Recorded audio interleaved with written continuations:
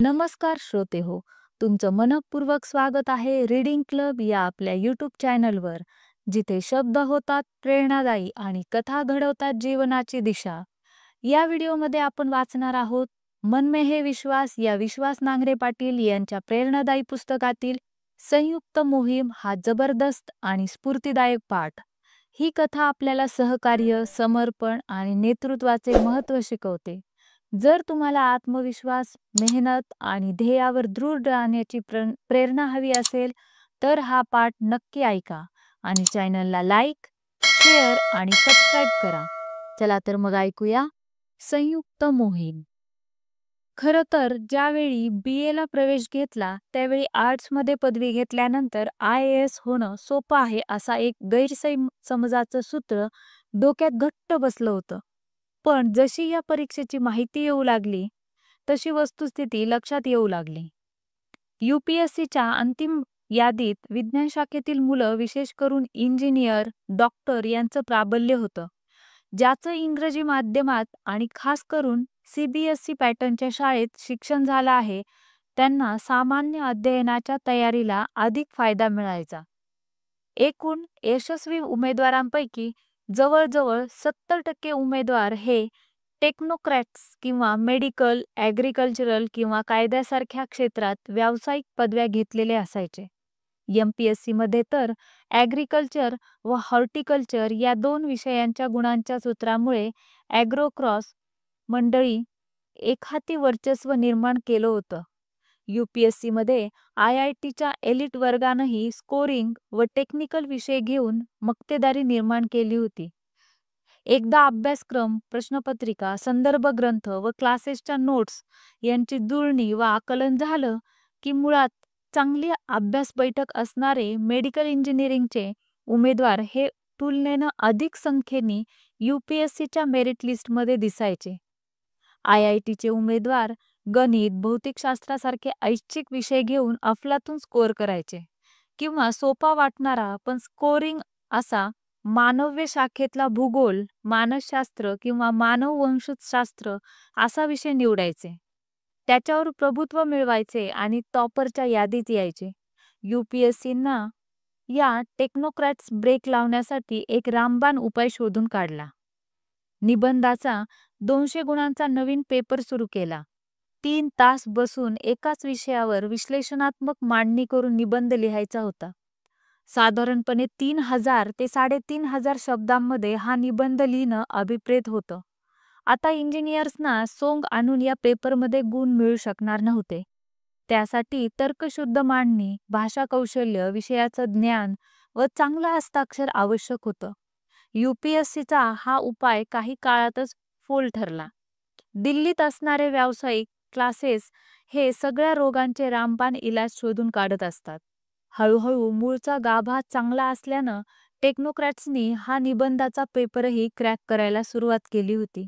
Engineering, मेडिकलची मुलं arts आणि साहित्यासारखे विषय घेऊन मराठी किंवा प्रादेशिक भाषेतून परीक्षा देऊन बाजी मारत होते. आम्ही मात्र असा उलटा निर्णय घेऊ शकत नव्हतो. मी 11वी-12वी सायन्स केल्यामुळे सामान्य अध्ययनाच्या अभ्यासक्रमातील सांख्यिकी आणि विज्ञानाचा भाग समजायला लागला होता. अशा सगळ्या यशाच्या गुणोत्तराची माहिती आली की तणाव वाढायचा. आपल्या आर्ट्सला येण्याचा निर्णय चुकला होता की काय, अशा शंका निर्माण व्हायच्या. गोंधळ, प्रश्नचिन्ह, संभ्रमावस्था आणि ताणतणाव स्पर्धा परीक्षेच्या तयारी करणाऱ्यांच्या पाचवीला पुजून ठेवलेले असतात. UPSC व MPSC परीक्षा पॅटर्नमध्ये कालांतरानं परिस्थितीनुरूप बदल केले जातात. देशातील चांगला, ओजस्वी व कमिटेड तरुणांचा ओघ या क्षेत्राकडे वाढावा हा त्यामागचा उद्देश असतो. कधीकधी अशी काही धोरणं ग्रामीण भागातील विद्यार्थ्यांसाठी प्रतिकूल असतात. पूर्वपरीक्षेचा पेपर हा इंग्रजी किंवा हिंदी माध्यमातच असतो. स्पीड व ॲक्युरेसीचा फॉर्म्युला हा पहिल्या टप्प्यात महत्त्वाचा असतो. 4 पैकी कोणता एक पर्याय योग्य आहे हे बऱ्याचदा एलिमिनेशन तंत्रानं निवडावं लागतं. 2000 पासून UPSCनी निगेटिव्ह गुणपद्धती सुरू केली आहे. त्यामुळे चुकीचा पर्याय निवडल्यास 1/3 गुण कमी होतो. त्यामुळे पूर्वीसारखा आता लग्गा मारता येत नाही. मराठी माध्यमाच्या मुलांना तर भलत्या अडचणींना सामोरं जावं लागतं. पूर्वपरीक्षा बहुपर्यायी प्रश्नांची असली तरी एक प्रश्न एकेका परिच्छेदा एवढा मोठा असतो. तो वाचून त्याचं आकलन व्हायला मराठी माध्यमवाल्यांना क्षणभर अधिक अवधी असतो. पर्यायी लांबलचक गोंधळात टाकणारे, काही वेळा परम्युटेशन कॉम्बिनेशनच्या स्वरूपात 2 पर्यायांना एकत्र किंवा 3 पर्यायांची सरमिसळ करून समोर आ वासून केलेले असतात. त्यामुळे सुडोकू परिस्थिती होते आणि कुठला पर्याय आपल्याला सापळ्यात अडकवेल याची शाश्वती नसते. त्यामुळे या पूर्वपरीक्षेला प्रॅक्टिस, प्रॅक्टिस आणि प्रॅक्टिस याशिवाय दुसरा कोणताही यशाचा फॉर्म्युला नाही. आमच्या वेळी पूर्वपरीक्षेला ऐच्छिक विषय होता. आता त्याऐवजी सी-सॅटचा पेपर सुरू केला आहे. सिव्हिल सर्व्हिसेस ॲप्टिट्यूड टेस्ट ही ग्रामीण विद्यार्थ्यांना दुष्काळात येणाऱ्या 13व्या महिन्यासारखी वाटते. या पेपरमध्ये तांत्रिक ज्ञानाची पार्श्वभूमी असणारे बाजी मारतात, पण ह्युमॅनिटीजवाले यामध्ये सपाटून मार खातात. मुख्य परीक्षेतही असेच बदल केलेले दिसतात. आमच्या वेळी 2 ऐच्छिक विषय असायचे. प्रत्येकी 600 गुणांसाठी असणाऱ्या या 2 विषयांच्या अंतिम स्कोअरवर अंतिम निकालातील रँक ठरायचे. IITचे इंजिनियर्स फिजिक्स व मॅथ्स घेऊन एवढा मोठा स्कोअर करायचे की आम्ही इतिहास आणि साहित्याचे उमेदवार कितीही झटून अभ्यास केला आणि कुठून पेपर लिहिला तरी त्यांच्या स्कोअरच्या जवळपास पोहोचायचो नाही. काही आडवळणी वाटणारी पाली, साहित्य, मानसशास्त्र, मानववंशशास्त्र असे विषयही उमेदवारांसाठी आवडीचे असायचे, कारण त्यात स्कोअर चांगला व्हायचा. अशा अनेक विसंगतीवर मार्ग काढायचा म्हणून आता एकच ऐच्छिक विषय ठेवला आहे आणि सामान्य अध्ययनाचे पेपर वाढवले आहेत. अशा आव्हान देणाऱ्या चक्रव्यूहासम असणाऱ्या MPSC आणि UPSCच्या दोन्ही परीक्षा यशस्वीपणे द्यायचं रणशिंग फुंकलं होतं. राज्यसेवेच्या 3ही परीक्षा प्रक्रियेमधून गेल्या वर्षी गेलो होतो. त्यामुळे अनुभवाच्या बळावर ही बाजी मारायची होती. UPSCच्या परीक्षेचा मात्र अजून भोपळाही फुटला नव्हता.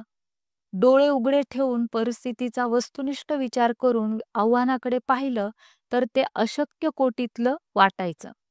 ग्रीक पुराणातील राजा सिसिकस जसा पर्वताच्या माथ्यावर मोठा दगड नेण्याचा प्रयत्न करतो आणि तो दगड पुन्हा गडगडत खाली येतो, अशी स्वतःची स्थिती वाटायची. पण एकदा डोळे मिटले, जिद्द पेटली, स्वप्न जागृत झाली आणि रोमारोमात पराक्रम करण्याची नशा संचारू लागली की हेच आव्हान आपण लिलया पेलू असं वाटायचं.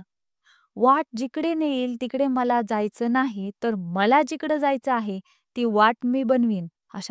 आता लाथ मारीन तिथं पाणी काढीन परिस्थिती माणसाला बनवत नाही, तर त्याच्यात काय सामर्थ्य आहे ते ती ठरवते.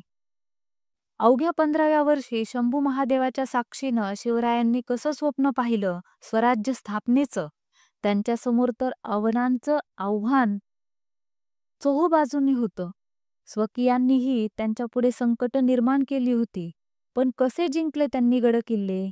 प्रांत निमिषार्धार्थ निर्जन सह्याद्रीत कसं उभं केलं स्वराज्याचं नंदनवन स्वतःच्या बाहूवरील विश्वासानं.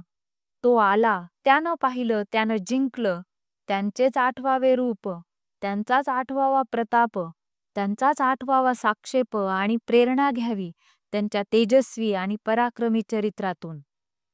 दैवायतम कुले जन्ममयदात्तम तू पौरुषम. कोणत्या कुळात जन्म घ्यावा हे तुझ्या हातामध्ये नाही, तर पुरुषार्थ दाखवणं मात्र तुझी मनगट निश्चित करतील. डॉक्टर बाबासाहेब आंबेडकरांनी केवढा मोठा संघर्ष केला आणि मानवजातीचा इतिहास स्वातंत्र्य, समता आणि बंधुतेच्या दिशेला वळवला. मग आपल्यासमोरचं हे आव्हान तुलनेनं चिल्लर आहे. भिडायचं आता दोन्ही स्पर्धा परीक्षांना आणि द्यायची टक्कर पुऱ्या ताकदीनिशी हा संकल्प करून अब्जावधी सूर्य रक्तात निर्माण केले.